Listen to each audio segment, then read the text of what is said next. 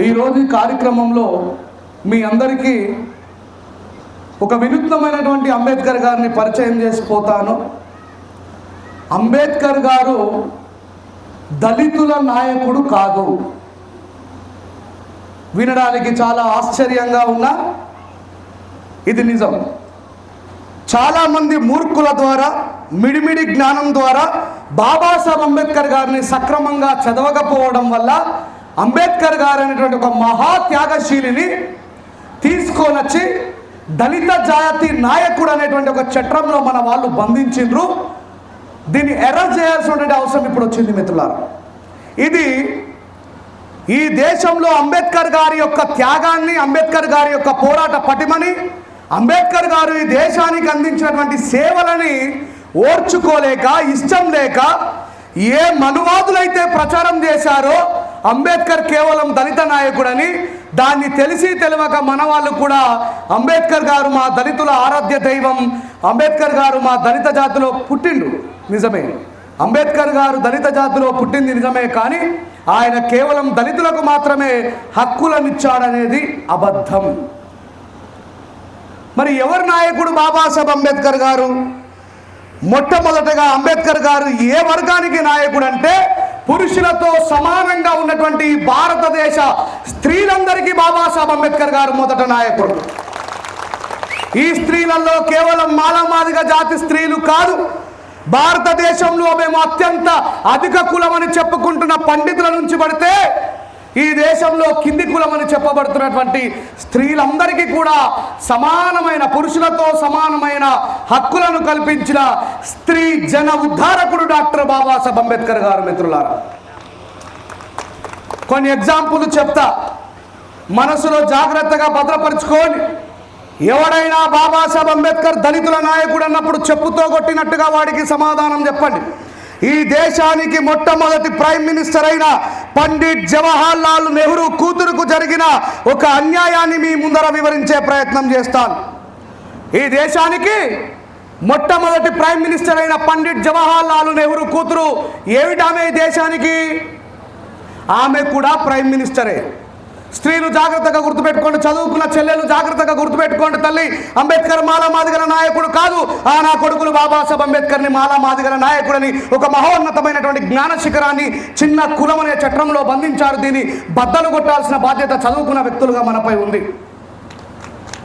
ఈ దేశానికి ప్రైమ్ మినిస్టర్గా ఉన్నటువంటి ఇందిరాగాంధీ గారు ఈ దేశాన్ని పర్యటిస్తున్నటువంటి క్రమంలో ఒరిస్సాలో ఉన్నటువంటి పూరి జగన్నాథ స్వామి ఆలయాన్ని దర్శించడం కోసం పోయినప్పుడు ఆ వెల్కమ్ బోర్డు దగ్గర ఈ ఇందిరాగాంధీ గారిని ఆపివేస్తారు. ఎక్కడ ఆపివేస్తారు? ఆ వెల్కమ్ బోర్డు దగ్గర. ఆ గుడికి వెల్కమ్ బోర్డు ఏదైతే ఉంటుందో అక్కడ ఆపి, మేడం మీరు అక్కడ ఆగండి అంటే అక్కడి నుండి ఆ గుడి పరిసర ప్రాంతాల నుంచి ఉడ్డంగా పండితులని పిలువబడుతున్న వాళ్ళు వస్తారు. ఇవి ఏమనుకుంటుందంటే, ఇందాక నేను వచ్చినప్పుడు కానీ హరీష్ భాయ్ వచ్చినప్పుడు కానీ మీరందరూ చాలా ప్రేమపూర్వకంగా మా ఉద్యమ నాయకులు వస్తున్నారని ఎట్లాగైతే పూలదండలు వేశారో, టపాసులు పేల్చారో, పువ్వులు ఎట్లాగైతే వేశారో, అట్లా నాకు ఘనంగా సన్మానం చేయడం కోసం ఈ దేశం యొక్క పూరి జగన్నాథ స్వామి ఆలయంలో ఉన్నటువంటి ఉద్దండ పండితులు నాకు స్వాగతం పలకడానికి వస్తున్నారని ఇందిరాగాంధీ గారు అనుకుంటే, ఇందిరాగాంధీ గారు ప్రైమ్ మినిస్టరు, అక్కడ ఉన్న కలెక్టర్లు, ఆర్డీఓలు, ఎంఆర్ఓలు, ఎంపీలు, ఎమ్మెల్యేలు అందరూ కూడా అవతల వైపు నిలబడితే, యువతల వైపు వెల్కమ్ బోర్డుకు అవతల వైపు ఇందిరాగాంధీ గారు మరియు ప్రభుత్వం, యువతల వైపు అక్కడ ఉన్నటువంటి పూరి జగన్నాథ స్వామి ఆలయంలో ఉన్నటువంటి పండితులు. దాంట్లో నుంచి ఒక వృద్ధ పండితుడు లేచి ఒక కట్టె తీసుకొని మధ్యలో ఒక గీత గీస్తాడు. గీత గీసి అంటాడు, ఇందిరా, నువ్వు ఒక విధవరాలివి కాబట్టి, నువ్వు భర్త లేని స్త్రీవి కాబట్టి మా వేద ఇతిహాస పురాణ శాస్త్రాల ప్రకారము ఒక విధవరాల్ని మేము గుడిలోకి రానివ్వము అన్నారు. ఈ మాట ఎవరిని అంటున్నారు? ఈ అంటున్న వ్యక్తులు ఎవరండి? బ్రాహ్మణులు. మరి ఆమె ఎవరు? బ్రాహ్మణురాలే. See the discrimination, see the discrimination. ఇది ఒక మాలలమ్మకో, మాదిగలమ్మకో, గౌడ్లమ్మకో, బలిజమ్మకో, కమ్మోళ్ళ వరకో, రెడ్డి అమ్మకో జరగట్లే అవమానం.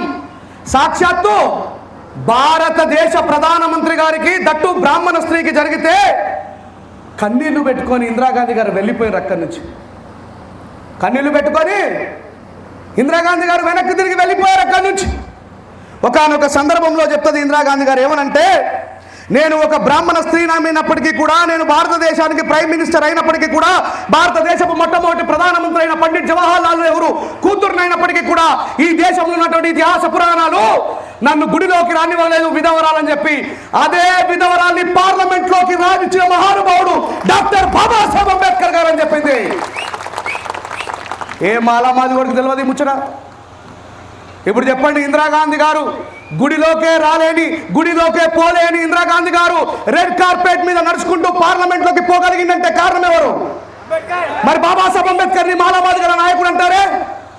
ఇప్పుడు చెప్పండి కొడక, నూతన చరిత్రను రాయబోతున్నాం మేము. ఇకపై మీరు చెప్పిన సొల్లు కబుర్లు వినడానికి సిద్ధంగా లేము. మేము చదువుకొని రాయడం ప్రారంభించినాం నా కొడక, నూతన చరిత్రను రాస్తున్నామని చెప్పండి. ఎవరైనా బాబాసాహెబ్ అంబేద్కర్ మాలామాది గల నాయకుడు అంటే కాలుకుల చెప్పును తీసుకొట్టండి. రే విధవరాలైన ఇందిరాగాంధీ, బ్రాహ్మణ స్త్రీ ఇందిరాగాంధీ గారిని గుళ్ళోకి రానివ్వకపోతే మా బాబు బాబాసాహెబ్ అంబేద్కర్ పార్లమెంట్లోకి రానిచ్చినని చెప్పండి. ఇలాంటి విషయాలు తెలవాలంటే అంబేద్కర్ గారిని చదివితే తెలుస్తాయి. ఎవరు చదివితే తెలుస్తాయి?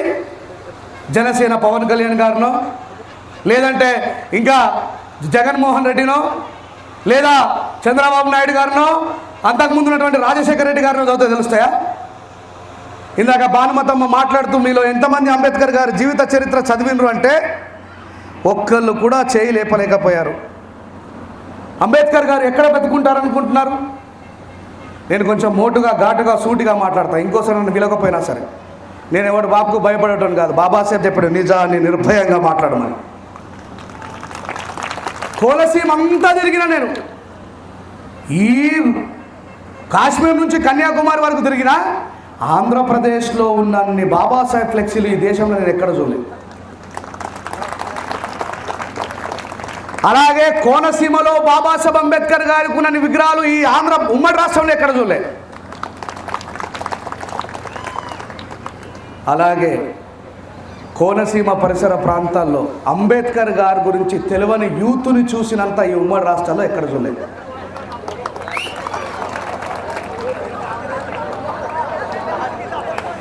కోనసీమ పరిసర ప్రాంతాల్లో ఉన్నటువంటి అంబేద్కర్ యూత్కి అంబేద్కర్ గారు తెలియదు. ఇలాంటి తెలియని యూత్ని భారతదేశంలో ఎక్కడ చూడలేను అంటున్నా. అది తప్పు కాదు మిత్రులారా, అది తప్పు కాదు. బైబిల్లో ఒక మాట ఉంటుంది, ఏమి విత్తేదవో అదే మొలకెత్తునని. మనోడు ఎంటీ ప్లానెట్గా ఉన్నటువంటి మైండ్ మీద పవన్ కళ్యాణ్ గారు వచ్చి కూర్చుంటే జై పవన్ కళ్యాణ్, జై జనసేన అంటాం. ఈ ఎంటీ ప్లానెట్ మీద జగన్ గారు వచ్చి కూర్చుంటే జై జగన్ అన్న అంటాం. రాజశేఖర రెడ్డి గారు వచ్చి కూర్చుంటే జై రాజశేఖర రెడ్డి అంటాం. నా ఎన్టీ రామారావు గారిని కూర్చుని పెడితే జై ఎన్టీఆర్ అంటాం. లేదు, ఒక పాస్టర్ గారు చాలా కష్టపడొచ్చు, అయ్యా తాగడం మానేయండి, అబద్ధాలు మాట్లాడే మానేయండి, భార్యల్ని హింసించడం మానేయండి, దేవుని బిడ్డలుగా బ్రతుకుండి అని ఒక పాస్టర్ గారు వచ్చి చెప్తే హల్లెలూయా ప్రభువా అంటారు. ఇక్కడ ఈ మన మైండ్ల మీద ఎవరు పడితే వాళ్ళు వచ్చి వాళ్ళ భావజాలాన్ని నింపిరు. కానీ అంబేద్కరిస్టులైన వాళ్ళు బాబాసాహెబ్ అంబేద్కర్ గారి యొక్క జ్ఞానపు విత్తనాన్ని మనం మెదళ్ళల్లో నాటలేదు. కాబట్టే మనం అంబేద్కర్ గారి గురించి తెలుసుకోవడంలో చాలా దూరంగా ఉన్నాం. We are all fashionable Ambedkarites Ambedkar గారి మీద ఫ్యాషన్తో తయారయ్యారు. అంబేద్కర్ గారు ఏమన్నారు? నేను ఒక మాట అనగానే ఇప్పుడు మీరు అందరూ చప్పట్లు కొడతారు. ఈ ప్రపంచంలో ఎవ్వరికీ లేనన్ని అత్యధిక విగ్రహాలు ఉన్నది ప్రపంచంలో డాక్టర్ బాబాసాహెబ్ అంబేద్కర్ గారికి ఒక్కరికి మాత్రమే. ఈ ప్రపంచంలో అందరికంటే ఎక్కువగా విగ్రహాలు ధ్వంసమవుతున్నాయి కూడా బాబాసాహెబ్ అంబేద్కర్ గారి. అంబేద్కర్ గారు బ్రతుకున్న కాలంలో చెప్తాడు, నేను అక్షరాలలో బ్రతుకుంటా గారి విగ్రహాలలో కాదు అని. చెప్పండి, నాతో పాటు చెప్పండి. అంబేద్కర్ గారు ఎక్కడ బ్రతుకుంటానన్నారు?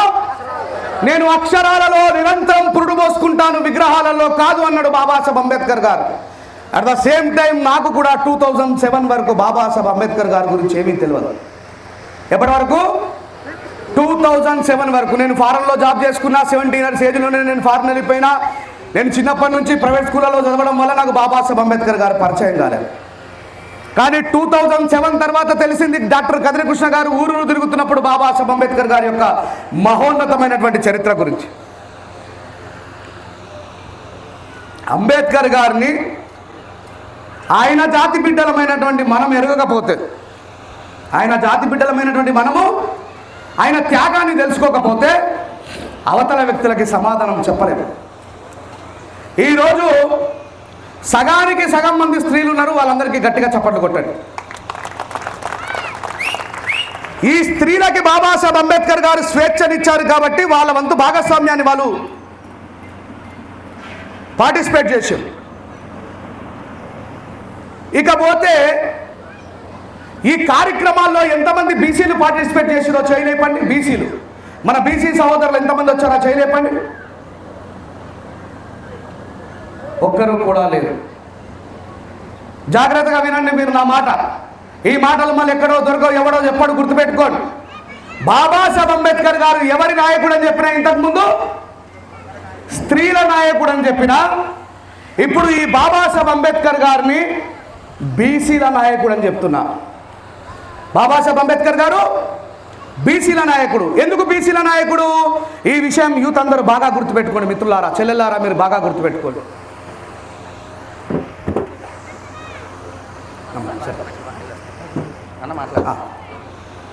ఎందుకు బీసీల నాయకుడు అంటున్నానంటే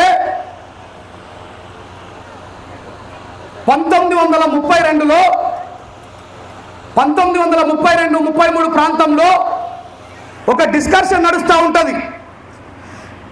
ఈ దేశంలో ఎవరెవరు రేపు బ్రిటిష్ ప్రభుత్వం మనకు స్వేచ్ఛను స్వాతంత్రాన్ని కల్పించిన తర్వాత రాజకీయం చేయాలి, రాజ్యంలో ఉండాలి అని అన్నప్పుడు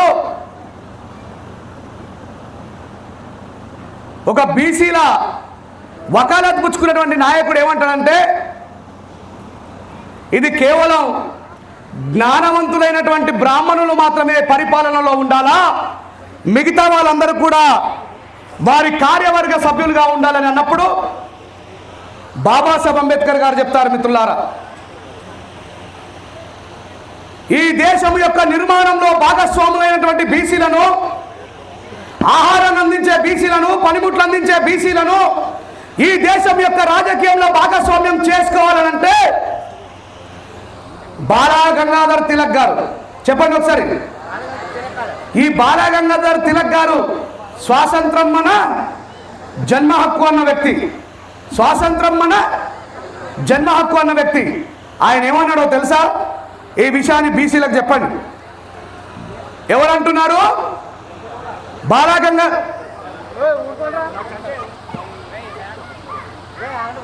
तेली तमोली कुंभटों को जाकर संसद में क्या करना है अंबेडकर, संसद कोई भूमि है वहां पर जाकर हल चलाने को अंटाడు. ఎవరన్నారు? తిలక్ గారు. స్వరాజ్యం మన జన్మ హక్కు అన్న వ్యక్తి ఏమంటున్నాడు? तेली तमोली कुंभटों को जाकर संसद में क्या करना है अंबेडकर, संसद कोई भूमि है क्या वहां पर जाके हल चलाने को అన్నాడు. దీని అర్థం ఏమిటంటే, తేలి అంటే గానుగు తిప్పేవాళ్ళు. ఈ మధ్య మనకు బాగా కనబడుతున్నాయి గానుగు నూనె అని చెప్పి. ఎట్లతో గానుగు తిప్పే అంటే బీసీ కులస్తుడు. తమోలి అంటే తమలపాకులు అమ్మేవాడు, ఫలాలు అమ్మేవాడు. కున్బట్ అంటే నాగలు పట్టుకొని, కునిబి నాగలు పట్టుకొని భూమిని దున్నే కాపులు. ఈ బీసీలను రాజకీయంలో భాగస్వామ్యం చేయాలంటున్నావు మిస్టర్ అంబేద్కర్. నీ దృష్టిలో పార్లమెంట్ ఏమన్నా భూమియా? ఒకడు నాగలు పట్టుకొని దున్నడానికి, ఇంకొకడు ఫలాలు పండించడానికి, ఇంకొకడు నువ్వులు వేరుశనక్కాయలు తీసుకొని గానుగు తిప్పడానికి అన్నాడు. మనకేమో బాలా గంగాధర్ తిలక్ గారు మహానుభావుడు, మహనీయుడు, స్వాతంత్ర సమర యోధుడు. బాబాసాహెబ్ అంబేద్కర్ ఏమో చెప్పండి దళితుల నాయకుడు. అవునా కాదా? కానీ బాబాసాహెబ్ అంబేద్కర్ ఏమన్నాడో తెలుసా? వాళ్ళను ఒకవేళ రాజకీయ భాగస్వాములను చేయకపోతే లార్డ్ మౌంటైన్ బాటన్తో మాట్లాడతాడు ఈ మాట. ఈ దేశాన్ని పరిపాలించిన చివరి బ్రిటన్ ప్రధాని బాటన్, if you are not allowed to them, నువ్వు ఒకవేళ వాళ్ళని రాజకీయ భవిష్యత్తులోకి రానివ్వకపోతే వాళ్ళ పిల్లలు తిరుగుబాటు చేస్తారు, గుర్తుపెట్టుకో అన్నాడు. అప్పుడు బాబాసాహెబ్ అంబేద్కర్ గారు భారతదేశానికి 1947లో స్వాతంత్రం వచ్చిన తర్వాత ఈ దేశంలో రాజకీయాల నాయకులందరినీ కూర్చోబెట్టి రాజ్యాంగం రాయాలనేటువంటి ఒక ముసాయిదా కమిటీ ఏర్పాటు చేసిన తర్వాత బాబాసాహెబ్ అంబేద్కర్ గారు ఆయనకు వచ్చినటువంటి అవకాశం ఆర్టికల్ 340 ప్రకారము బీసీలకు 52% రిజర్వేషన్ రాస్తాడు. ఎంత పర్సెంట్ చెప్పండి గట్టిగా. ఎస్సీలకు ఎంత పర్సెంట్ రిజర్వేషన్ ఉంది? 15%. అమ్మా చెప్పండి, 52% రిజర్వేషన్ తీసుకున్న వాళ్ళు అంబేద్కర్కు రుణగ్రస్తులై ఉండాలా? 15% రిజర్వేషన్ తీసుకున్న వాళ్ళ? గట్టిగా చెప్పండి. 52% రిజర్వేషన్ ఉండాలన్నప్పుడు సర్దార్ వల్లభాయ్ పటేల్, ఏం పేరు ఆయన పేరు? సర్దార్ వల్లభాయ్ పటేల్ చెప్తాడు, అంబేద్కర్ నేను బీసీల నాయకుడిని, నువ్వు బీసీల నాయకుడి కాదు, నువ్వు ఎస్సీ ఎస్టీల నాయకుడివి. ఆన్ రికార్డులో చెప్తున్నా, ఎవరికి భయపడలేదు. ఇదే నిజం, ఈ దేశంలో జరిగింది. కానీ మనం చదవలేము కాబట్టి మనకు తెలియదు. సర్దార్ వల్లభాయ్ పటేల్ ఏమంటున్నాడు? I am the representative of BC community, you are not అంటున్నాడు. అప్పుడు బాబాసాహెబ్ అంబేద్కర్ పండిట్ జవహర్ లాల్ నెహ్రూతో మాట్లాడుతున్నాడు, మిస్టర్ నెహ్రూ, ఎవరైతే ఈ దేశంలో రెక్కల కష్టాన్ని పెట్టుబడిగా పెట్టి జీవిస్తున్నారో వేలాది సంవత్సరాలుగా వాళ్ళు బీసీలు, వాళ్ళకి ఒకవేళ పారిశ్రామిక రంగంలో, రాజకీయ రంగంలో, అభివృద్ధి రంగంలో వాళ్ళకు మనం ఒకవేళ అవకాశం ఇవ్వకపోతే ఈ దేశంలో సింహభాగమైనటువంటి 52% బీసీలు కేవలం మాంస ముద్దల్లాగా, కూలీల్లాగా బతికిపోతారు. ఇది చాలా తీవ్రమైన అన్యాయం జరుగుతుంది. Nehru please don't be do like that అంటే మన బీసీ సోదరులకి ఈ విషయం అర్థం కాలే. బీసీల నాయకుడైన సర్దార్ వల్లభాయ్ పటేల్ బీసీల నాశాన్ని కోరుకున్నాడు. కానీ ఈరోజు సర్దార్ వల్లభాయ్ పటేల్ ఈ దేశంలో మహనీయుడు, మహానుభావుడుగా నిలబడ్డాడు. మన బాబాసాహెబ్ అంబేద్కర్ బీసీలకు రిజర్వేషన్ ఇచ్చిన బాబాసాహెబ్ అంబేద్కర్ ఏమంటున్నారు? ఎస్సీల నాయకుడు. సర్దార్ వల్లభాయ్ పటేల్ గారి ఒత్తిడి మేరకు the BC people should need 52% reservation అని బాబాసాహెబ్ అంబేద్కర్ రాస్తే, షుడ్ అంటే ఏంది? ఖచ్చితంగా. షుడ్ అనే పదాన్ని తొలగించి కెన్ అనే పదాన్ని, ఒకవేళ అవసరమైతే వాళ్ళు పోరాడి రోడ్ల మీదకి వస్తే పార్లమెంట్లో బిల్లు పెట్టుకుంటే 52% రిజర్వేషన్ ఇద్దాంలే అని.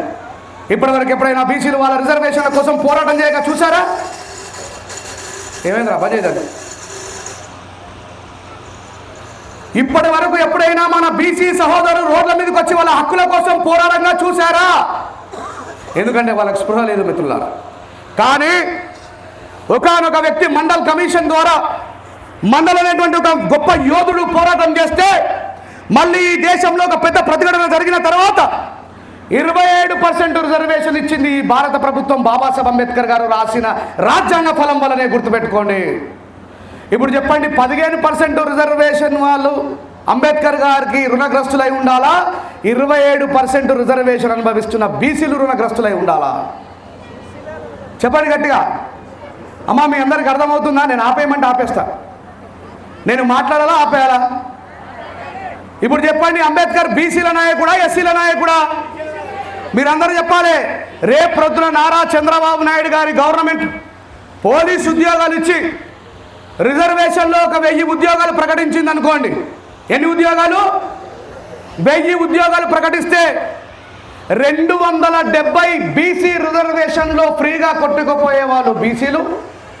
ఇన్ని రోజులు వాళ్ళందరూ మన అన్నారు, ఎస్సీలకు 35 మార్కులే పాస్, ఫ్రీగా రిజర్వేషన్ ముందు ఉద్యోగాలు సంపాదించడానికి. మీరు కూడా అడగడం ప్రారంభించండి ప్రేమతో, ద్వేషం చూడు, వాళ్ళ తెలియదు పాపం. 150 ఉద్యోగాలు మనకు వస్తాయి, 70 ఉద్యోగాలు ఎస్సీలకు వస్తాయి, ఎస్టీలకు వస్తాయి. మరి 270 వస్తున్నాయి ఎవరికి? ఇప్పుడు చెప్పండి, ఎవరు ఫ్రీగా మరి బాబాసాహెబ్ అంబేద్కర్ రిజర్వేషన్ మెక్కుతున్నట్టు? చెప్పండి గట్టిగా. 27% రిజర్వేషన్ అనుభవిస్తున్నది భారత ప్రభుత్వం ద్వారా బీసీలు. చెప్పండి ఓ నా బీసీ సహోదరులారా, 27% రిజర్వేషన్ ని దొబ్బి తింటున్న మీరు నా సహోదరులే. ఇకపై బాబాసాహెబ్ వీళ్ళందరూ పోతారు. వీళ్ళ విద్యా ఉద్యోగ అవకాశాల్లో బీసీలకు రిజర్వేషన్ ఉన్న సంగతి ఎవరు చెప్పలే. ఈ విషయాన్ని మనం చెప్పకపోతే వాళ్ళకి ఎట్లా తెలుస్తుంది మిత్రులారా? నా మాట అబద్ధం అనుకుంటే గూగుల్లో కొట్టుకొని చూడండి ఇప్పుడే బీసీలకు ఎంత రిజర్వేషన్ ఉందని. ఏమైంది భయ? ఇది సంగతి. పొద్దున పోగలేదు, అప్పుడే అయిపోయింది పని. 27% రిజర్వేషన్ బీసీలకు ఉన్నది, 15% రిజర్వేషన్ ఎస్సీలకు ఉన్నది, 7% రిజర్వేషన్ ఎస్టీలకు ఉన్నది. నిన్నగాక మొన్న బీజేపీ గవర్నమెంట్లో ఓసీలలో ఉన్నటువంటి అగ్రవర్ణాల్లో ఉన్నటువంటి పేదల కోసం కూడా బాబాసాహెబ్ అంబేద్కర్ గారు రిజర్వేషన్ రాసిండు.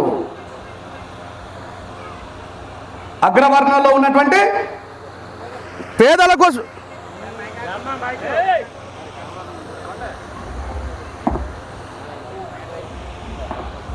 పేదల కోసం కూడా బాబాసాహెబ్ అంబేద్కర్ గారు రిజర్వేషన్ రాసిన మిత్రులారా.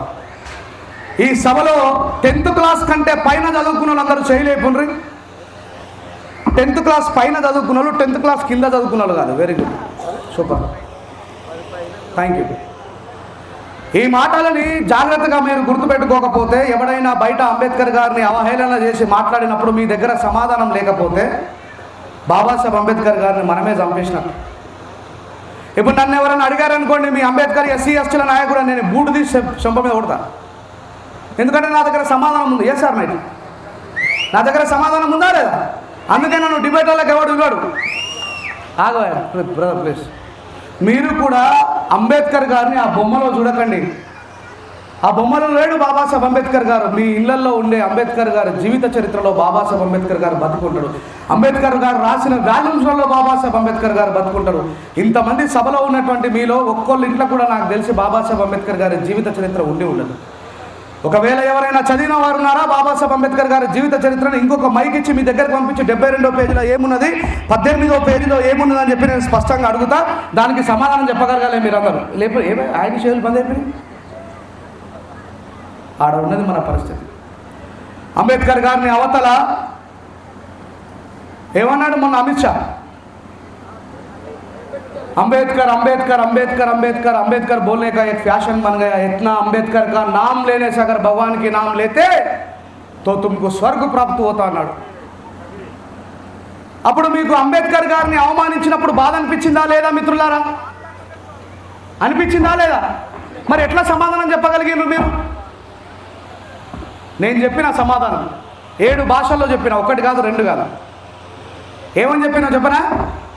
అమిత్ షా, ఏ మిస్టర్ అమిత్ షా, ఈ దేశంలో దేవుడు ఎట్లా ఉంటాడో గుడి లోపల చూడలేని జాతులు మావి. ఈ దేశంలో గుడి లోపల దేవుడు ఎట్లా ఉంటాడో చూడలేని జాతులు మావి. మా తాత ముత్తాతలు గుడి లోపల దేవుడు ఎట్లా ఉంటాడో చూడకుండానే మరణించిండ్రు. ఆ దేవుణ్ణి చూసే స్వేచ్ఛని ఈ దేశంలో మాకు ఇచ్చిన బాబాసాహెబే మాకు నిజమైన దేవుడు అని చెప్పిన. గుడి దగ్గరికి పోతే మమ్మల్ని అంటరాని వాళ్ళు, మాలామాదిగా వాళ్ళని చెప్పి వెలివేస్తే భయ్యా ఏమైతుంది అసలు? ఇంకో మైక్ బంద్ చేయి శివ. ఆయన నేను తిట్టలే, అరే అమిత్ షాన్లే, ఒరే అమిత్ షాన్లే, చెత్తనా కొడుకాన్లే, విధవాన్లే, ఏమన్నా అమిత్ షా గారు, హే అమిత్ షా గారు, మీరంటున్న దేవుణ్ణి మొక్కే అధికారం కూడా లేని జీవులం మేము ఈ దేశంలో. ఈరోజు మనం గుళ్ళకి పోతే ఎవరైనా గుడికి రానియకపోతే దాని మీద అట్రాసిటీ కేసు అవుతుందా కదా? చెప్పండి, అవుతుందా కదా? హలో,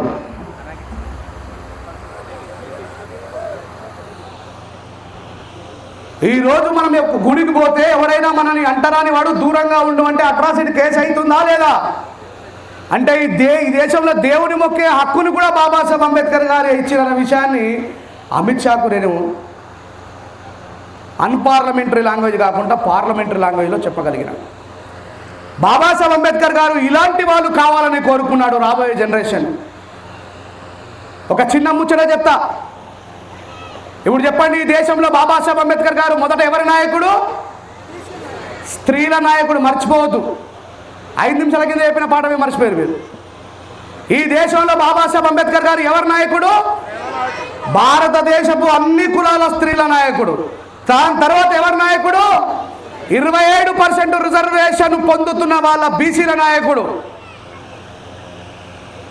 ఇప్పుడు అగ్రవర్ణాల్లో, బాపనులలో, కోమటోళ్లలో, రెడ్డిలలో, వెలువలలో, బలిజలలో, కమ్మలలో, కాపులలో మేము ఫార్వర్డ్ క్యాస్ట్, అప్పర్ క్యాస్ట్ అని అనుకుంటున్న వాళ్ళకి కూడా బాబాసాహెబ్ అంబేద్కర్ గారు రిజర్వేషన్ కల్పించిండు. కానీ కాంగ్రెస్ గవర్నమెంట్ ఆ రిజర్వేషన్ని ఎప్పుడు కూడా అమలు చేసే దిశగా ముందుకు అడుగులు వేయలేదు. బీజేపీ గవర్నమెంట్ చేసింది. ఓసీలలో ఎవరైనా మాకు 10% రిజర్వేషన్ కావాలని రోడ్ల మీదకి వచ్చి ధర్నా చేయగా మీరు చూసారా? ఓసీలలో ఎవరైనా పార్లమెంట్లో మాకు ఓసీలకు రిజర్వేషన్ కావాలని ప్రతిపాదన చేస్తే మీరు చూసారా? రాజ్యం వాళ్ళది కాబట్టి. ఎవరిది? రాజ్యం వాళ్ళది కాబట్టి. నరేంద్ర మోడీ బీసీ కాదు, నరేంద్ర మోడీ ఒక కోమటి. ఎవడు అడగలే వాళ్ళని. కానీ రాత్రికి రాత్రే బిల్లు ఆమోదం చేసుకొని ఎకనామికలీ వీకర్ సెక్షన్లో ఉన్న వాళ్ళకి 10% రిజర్వేషన్ని కల్పించిండ్రు. మరి చాటుకు బాబాసాహెబ్ అంబేద్కర్ గారి పేరు చెప్పుకొని ఎకనామికల్లీ బ్యాక్వర్డ్ క్యాస్ట్ ఇంతకుముందు, ఇప్పుడంటే ఈబీసీ అయింది, అది ఈడబ్ల్యూఎస్ అయింది, అంతకుముందు ఈబీసీ ఉండేది, దాని పేరు ఎకనామికల్లీ బ్యాక్వర్డ్ క్యాస్ట్. ఎంఆర్ఓ గారి దగ్గరికి వెళ్ళి 4 లక్షలు 5 లక్షల రూపాయల లంచం ఇచ్చి ఆ సర్టిఫికేట్ తీసుకొని వాళ్ళ పిల్లల్ని విదేశాలకి దూర విద్యను చదివించడం కోసం పంపించుకొని 1 కోటి రూపాయలకు అగ్రవర్ణాల్లో ఉన్న వాళ్ళు 70 లక్షలు మాఫీ చేయించుకొని అంబేద్కర్ గారి భుక్తి తిన్నయ్యే నా కొడుకైనా చెప్పిండా ఇది బాబాసాహెబ్ అంబేద్కర్ పుణ్యమాని. ఇప్పుడు బాబాసాహెబ్ అంబేద్కర్ గారు ఒక వర్గమైనటువంటి ఓసీలకు కూడా 10% రిజర్వేషన్ కల్పించిన నాయకుడు. ఇకపై మనం చెప్పాల్సిన అవసరం వచ్చింది మిత్రులారా బాబాసాహెబ్ అంబేద్కర్ గారి గురించి. అంబేద్కర్ గారు దళితుల నాయకుడైతే స్త్రీల కోసం ఈ దేశాల్లో మొట్టమొదటి న్యాయశాఖ మంత్రి పదవి రాజీనామా చేసేవాడు కాదు. అంబేద్కర్ గారు బీసీల నాయకుడు కాకపోతే నేను ఈ దేశంలో ఫస్ట్ లా మినిస్టర్గా ఉండి న్యాయశాఖ మంత్రిగా ఈ పార్లమెంట్లో ఉండి స్త్రీలకు బీసీలకే న్యాయం చేయలేని న్యాయశాఖ మంత్రి పదవి నాకెందుకు అని రాజీనామా చేసి పండిట్ జవహర్లాల్ నెహ్రూ ముఖం మీద కొట్టిన వ్యక్తి డాక్టర్ బాబాసాహెబ్ అంబేద్కర్ గారు. మనోడు ఎవ్వడు కూడా ఇలా వార్డు మెంబర్ కూడా రాజీనామా చేయడు వాళ్ళ జాతి కోసం, వాళ్ళ ప్రజల కోసం.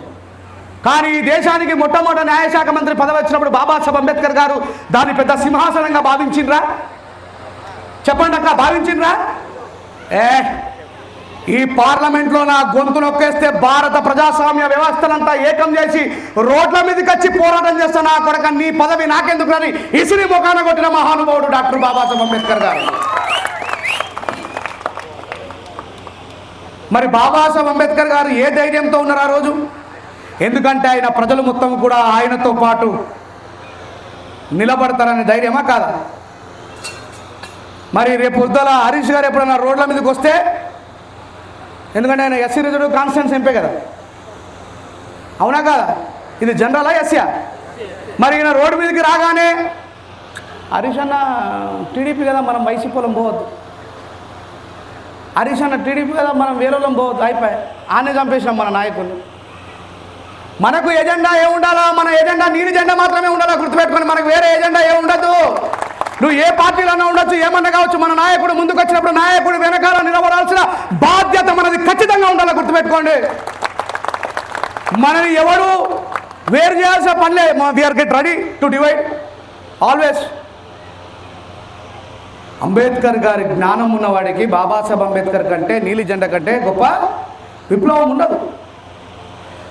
మన నాయకుడు బలంగా ఉండాలంటే ఆయనకు అండగా మనం ఉండాలా. మనం ఉన్నప్పుడు ఆయన పైన కొట్టడగలుగుతాడు. బాబాసాహెబ్ అంబేద్కర్ గారు ఏ ధైర్యంతో రాజీనామా చేసిండ్రు?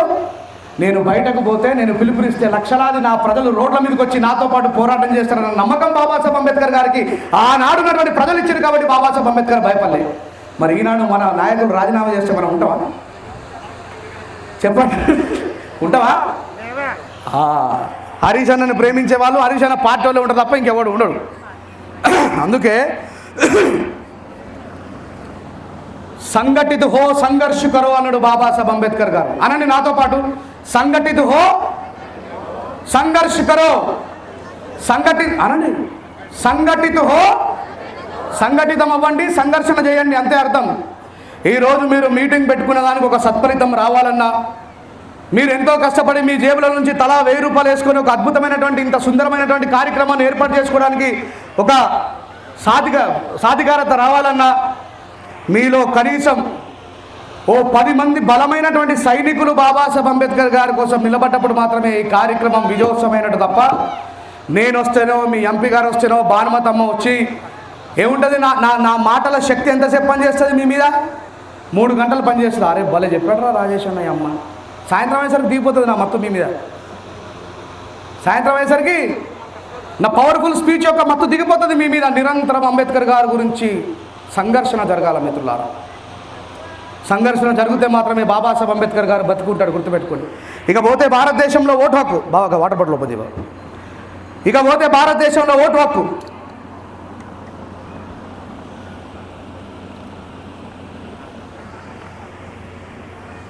అంబేద్కర్ గారు ఓటు హక్కు ఇవ్వకపోతే ఇంత చిన్న పేటలోకి పెద్ద పెద్ద కార్డులు వచ్చి వంగి వంగి దండాలు పెట్టి మా పార్టీకి ఓటేయండి అని ఎవడు అడగడు. బాబాసాహెబ్ అంబేద్కర్ గారు ఓటు హక్కు ఇవ్వకున్న ముందు మనం వాళ్ళ దగ్గర సాగిలపడి వంగి వంగి దండాలను పెట్టామా లేదా? కానీ చూడండి, బాబాసాహెబ్ అంబేద్కర్ ఒక్క ఓటు హక్కుతోని వాడు ఎంత పెద్ద నాయకుడైనా, ఎన్ని కోట్ల ఆస్తిపరుడైనా, అమ్మా మా పార్టీకి ఓటేయనమ్మా, తమ్ముడు మా పార్టీకి ఓటేయండి అమ్మా. వినండి దయచేసి ప్లీజ్. ఆపేయమంటే ఆపేస్తా. నేను ఎక్కువసేపు మాట్లాడ, నాకేం ఇంట్రెస్ట్ లేదు. మళ్ళీ మీకు ఇంట్రెస్ట్ అయిపోతుంది, నాకేందుకు? ఆపేయనమ్మా. నేను మాట్లాడాలనుకుంటాను, చేయలే ఇప్పుడు. Thank you. బాబాసాహెబ్ అంబేద్కర్ గారు ఈ దేశంలో ఉన్నటువంటి ప్రజలందరికీ ఓటు హక్కు ఎట్లా ఇచ్చిండు, ఓటు హక్కు కోసం ఏం చర్చ జరిగిందనే విషయాన్ని ఒకసారి మీకు గుర్తు చేస్తా. మనం అందరం ఒకసారి 1932 కిందికి పోదాం. ఇప్పుడు మనం 2025లో లేము, 1932లో ఉన్నాం. ఏ సంవత్సరంలో ఉన్నాం ఇప్పుడు మనం? 1932లో ఉన్నాం. గుర్తుపెట్టుకోండి. గాంధీ గారు, నెహ్రూ గారు, సర్దార్ వల్లభాయ్ పటేల్ గారు, బాబు రాజేంద్ర ప్రసాద్, టిటి కృష్ణమాచారి అయ్యంగార్, వీళ్ళందరూ కూర్చొని లార్డ్ మౌంటైన్ బాటన్ దగ్గర ప్రతిపాదనలు పెడతా ఉన్నారు. ఈ దేశంలో ఎవరికి ఓటు హక్కు ఉండాలంటే పండిట్ జవహర్లాల్ నెహ్రూ గారు ఏమన్నారో తెలుసా? 5 ఎకరాల భూమి పట్టా ఉన్న వాళ్ళకు మాత్రమే ఓటు హక్కు అన్నారు. ఇప్పుడు మనం ఏ సంవత్సరంలో ఉన్నామమ్మా? 1932లో ఉన్నాం. అంటే మన తాతగారి జమానాలో ఉన్నాం. మరి ఇప్పుడు ఎంతమందికి 5 ఎకరాల భూమి పట్టా ఉందో చేయలేపండి. మరొకవేళ 1932 పరిసర ప్రాంతాల్లో నెహ్రూ గారు చెప్పినట్టు 5 ఎకరాల భూమి పట్టా ఉన్న వాళ్ళకు మాత్రమే ఓటు హక్కు ఉంటే, ఈరోజు మన ఎస్సీ ఎస్టీ బీసీ ఓసీలలో ఉన్న వాళ్ళకి ఓటు హక్కు వచ్చునా? చెప్పండి, వచ్చునా? ఇంకొక ఆయన చెప్తాడు, లే నెహ్రూ చెప్పేది తప్పు, 5 ఎకరాల భూమి ఎవరికీ లేదు, భూమి కేవలం కొద్ది మంది పెత్తందారులు జమీందారుల చేతిలోనే ఉంది, డిగ్రీ పట్టా ఉన్న వాళ్ళకి మాత్రమే ఓటు హక్కు కావాలన్నాడు. ఏమన్నాడు? మనం ఇప్పుడు ఎక్కడున్నాం? 1932లో డిగ్రీ పట్టానట, ఇప్పుడే డిగ్రీ లేదు. ఒకవేళ గాంధీ గారు చెప్పినట్టు 1932లో డిగ్రీ పట్టా ఉన్న వాళ్ళకి మాత్రమే ఓటు హక్కు ఇవ్వాలని ప్రతిపాదించుంటే మీలో ఎవరికైనా ఓటు హక్కు వచ్చునా? ఇంకొక ఆయన ఏమంటాడంటే, లే 5 ఎకరాల భూమి కాదు, డిగ్రీ కాదు, ఇన్కమ్ ట్యాక్స్ కడుతున్న వాళ్ళకే ఓటు హక్కు అన్నాడు. ఇప్పటికీ భారతదేశంలో 90% ప్రజలకు ఇన్కమ్ ట్యాక్స్ అంటే ఏదో తెలియదు, ఐటీ రిటర్న్స్. ఈ పెద్ద మనిషికి జై భీమ్ చెప్పండి, ఈయనకి జై భీమ్. కానీ బాబాసాహెబ్ అంబేద్కర్ లార్డ్ మౌంటైన్ బాటన్ చెప్తాడు, బాటన్ ఇది ప్రజల చేత ప్రజల కొరకు ఎన్నుకోబడ్డ ప్రజాస్వామ్య దేశం అనిపించుకోవాలంటే ఈ దేశంలో నాయకుడిని ఎన్నుకునే అధికారం ప్రజలందరికీ ఉండాలా, వయోజనులైన వాళ్ళందరికీ ఓటు హక్కు ఉండాలని ప్రతిపాదించి గెలిచి ఓటు హక్కును అందించిన మహానుభావుడు డాక్టర్ బాబాసాహెబ్ అంబేద్కర్ గారు. చంద్రబాబు నాయుడు గారి తండ్రికి వచ్చిందన్నా, ఎన్టీ రామారావు గారి తండ్రికి వచ్చిందన్నా, కేసీఆర్ గారి తండ్రికి వచ్చిందన్నా, రాజశేఖర్ రెడ్డి గారి తండ్రికి ఓటు హక్కు వచ్చిందన్నా, మన తండ్రి కారణం వాళ్ళ తండ్రులు కాదు కూడదు అని ఎవరైనా సవాల్ విసిరితే 1932లో నీకేముందిరా అని అడగండి. 1932లా ఉందా బిడ్డ డిగ్రీ పట్టా ఉందా అని అడగండి. 5 ఎకరాల భూమి పట్టా ఉందా బిడ్డ అని అడగండి. ఇన్కమ్ ట్యాక్స్ కట్టిన వారా అని అడగండి. ఎవ్వడికి లేదు. కానీ బాబాసాహెబ్ అంబేద్కర్ గారు ఈ దేశంలో, అంబేద్కర్ గారు ఏది చేసినా, అందుకే రాజ్యాంగంలో we the people of India అన్నాడు. ఏమన్నాడు చెప్పండి గట్టిగా? We the people of India అన్నాడు. వి ద పీపుల్ ఆఫ్ మాలామాదిగా అన్నాడా? We the people of BCs అన్నాడా? వి ద పీపుల్ ఆఫ్ కోమటోలు అన్నాడా? We the people of Brahmans అన్నాడా? We the people of India. అంటే బాబాసాహెబ్ అంబేద్కర్ గారి దృష్టిలో ఆయన భావన మొత్తం కూడా భారత రాజ్యాంగము, భారత ప్రజల స్వేచ్ఛ మాత్రమే. గుర్తుపెట్టుకోండి. ఈరోజు మనువాదాన్ని తీసుకొని రావాలని మాట్లాడుతున్న కొద్దిమంది కుహనవాదులకు ఒక 3 మాటలు చెప్పి ముగిస్తా. కొడక, నీకు తెలుసో తెలవక నువ్వు ఎవడి జెండా పట్టుకొని ఏ నినాదం కోసం నువ్వు పోరాడుతున్నావో తెలుస్తలేదు. అంబేద్కర్ గారు రాసిన భారత రాజ్యాంగానికంటే ముందున్న రాజ్యాంగం మనుధర్మ శాస్త్రము. మను అనేవాడు రాసిండు. వాడు విద్య ఎవరి చేతిలో ఉండాలన్నాడో తెలుసా? అధ్యానం అధ్యాపకం బ్రాహ్మణ నామ కల్పయాత్. అధ్యానం అధ్యాపకం బ్రాహ్మణ నామ కల్పయాత్. యజనం యాజనం బ్రాహ్మణ నామ కల్పయాత్. ఇది సంస్కృతంలో రాసిండు మనువు. ఏ భాషలో రాసిండు?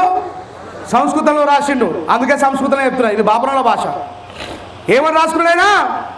ఈ దేశంలో విద్య అధ్యానం విద్య నేర్చుకోవడం, అధ్యాపకం విద్య నేర్పడం, బ్రాహ్మణ నామ కల్పయాత్ అంటే బ్రాహ్మణులకు మాత్రమే సొత్తు. అందుకే అంబేద్కర్ గారు రాసిన రాజ్యాంగానికంటే ముందున్నటువంటి వాళ్ళకి ఎవరికి కూడా రెడ్డిని పిలిచి అడగండి చదువు ఉందా? లేదు. కమ్మల్ని పిలిచి అడగండి చదువు ఉందా? లేదు. మన అమ్మమ్మలకు తాతయ్య కూడా చదువు రాదు. కారణం ఎందుకంటే వాళ్ళు రాజ్యాంగం కంటే ముందు పుట్టారు కాబట్టి. మరి బాబాసాహెబ్ అంబేద్కర్ గారి భారత రాజ్యాంగం ఏం చెప్తున్నది? వయోజనులైన వారందరికీ కూడా ఉచిత నిర్బంధ విద్యను గవర్నమెంట్ ఇవ్వాలని రాసిండు బాబాసాహెబ్ అంబేద్కర్. కులాలకు మతాలకు అతీతంగా రాసిండు బాబాసాహెబ్ అంబేద్కర్ గారు. ఈ విషయాన్ని మనం ఎప్పుడు చదువుతాం? అయ్యా మా అంబేద్కర్ గారిని దళిత నాయకుడని మాట్లాడుతున్న మూర్ఖులారా, బాబాసాహెబ్ అంబేద్కర్ గారి సర్వత్యాగం మొత్తం కూడా భారతదేశ ప్రజానీకం అందరికీ ఉపయోగపడ్డది. బాబాసాహెబ్ అంబేద్కర్ గారిని కేవలం మాలమాదిగల నాయకుడని ఎందుకు ఎద్దేవా చేస్తున్నారని చెప్పి మీలో ఉన్న వాళ్ళు స్ఫూర్తిదాయకమైనటువంటి సందేశాత్మకమైనటువంటి మాటలను మాట్లాడే రోజు ఎప్పుడు వస్తుంది? మరి ఇది మనందరి బాధ్యత మిత్రులారా, గుర్తుపెట్టుకోండి. ఈరోజు చంద్రశేఖర్ ఆజాద్ రావణ్ అనేటువంటి ఒక ఎంపీ నగీనా నుంచి ఎన్నిక కాబడ్డాడు. ఆయన దగ్గరికి మైక్ రాగానే నీకు 3 నిమిషాలు మాత్రమే టైం ఉన్నదని చెప్పన్నాడు స్పీకర్ గారు. ఎంతసేపు చెప్పండి? అక్కడ లాస్ట్లో ఉన్న వాళ్ళు చెప్పాలి. Mister Chandrashekhar Azad Ravan, you have only 3 minutes. You can conclude including 3 minutes అని అన్నాడు. ఆహా, నేను అంబేద్కర్ వాదిని కాబట్టి అవతల కుక్కలు వరినట్టు వరే వాళ్ళకేమో నిమిషాలు టైం ఇస్తావు, నేను అంబేద్కర్ వారసుని కాబట్టి నాకు 3 నిమిషాలు టైం ఇస్తావా? నాకు 3 నిమిషాలు టైం ఇస్తావా? ఈ 3 నిమిషాలు అయితే 3 నిమిషాలు నాకు అవసరం లేదు, నేను పోయి బయట ప్రజాక్షేత్రంలో పోరాడుతానన్నాడు బాబాసాహెబ్ అంబేద్కర్ గారి లాగా. 9 నిమిషాలు టైం ఇచ్చిన ఆయనకు భయపడి. అంబేద్కర్ గురించి తెలిసిన వాడు ఎవరినైనా భయపెడతాడు, గుర్తుపెట్టుకోండి. అంబేద్కర్ గారి గురించి తెలిసిన వాడు ఎవరినైనా, ఎందుకంటే వాడి దగ్గర జ్ఞానం ఉంటుంది కదా. నేను భయపడతాను ఎవరికన్నా? చూసినరా ఎప్పుడన్నా? స్టేజ్లో మీద మాట్లాడినప్పుడు కానీ, డిబేట్లో కూర్చున్నప్పుడు కానీ, ప్రసంగాలు ఇచ్చేటప్పుడు కానీ. ఎందుకంటే బాబాసాహెబ్ అంబేద్కర్ గారు మన ఒంట్లో ప్రవహిస్తే, మన ఒంట్లోకి దిగిపోతే నిజాలు మాత్రమే మాట్లాడతాం. ఇంతసేపు నేను మాట్లాడిన ఏ ఒక్క మాట కూడా నా సొంతం కాదు, అది బాబాసాహెబ్ అంబేద్కర్ గారు రాసిన పుస్తకాలలో చదివినా కాబట్టి మీకు చెప్తా ఉన్నా.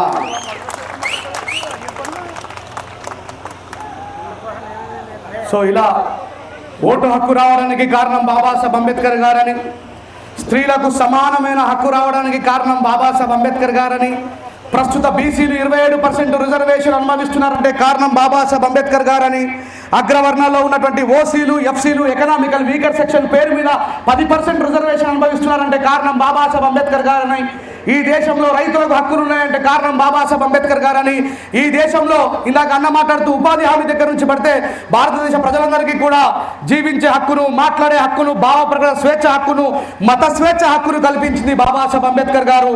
అంబేద్కర్ గారి వారసులంటే బ్లూ కలర్ కండువా వేసుకొని, అంబేద్కర్ గారి జెండా పట్టుకొని, అంబేద్కర్ గారి ఫోటోని బైక్ మీద ముద్రించుకొని, అంబేద్కర్ గారి ఫోటోని కార్ల మీద ముద్రించుకొని జై భీమ్ అని చెప్పడం కాదు, అంబేద్కర్ గారి లాగా మాట్లాడాలని తెలియజేస్తూ చివరిగా ఒక ఉపమానం చెప్పి ముగిస్తా. అంబేద్కర్ గారు ఒక పుస్తకాన్ని రచించి, కూల్ వాటర్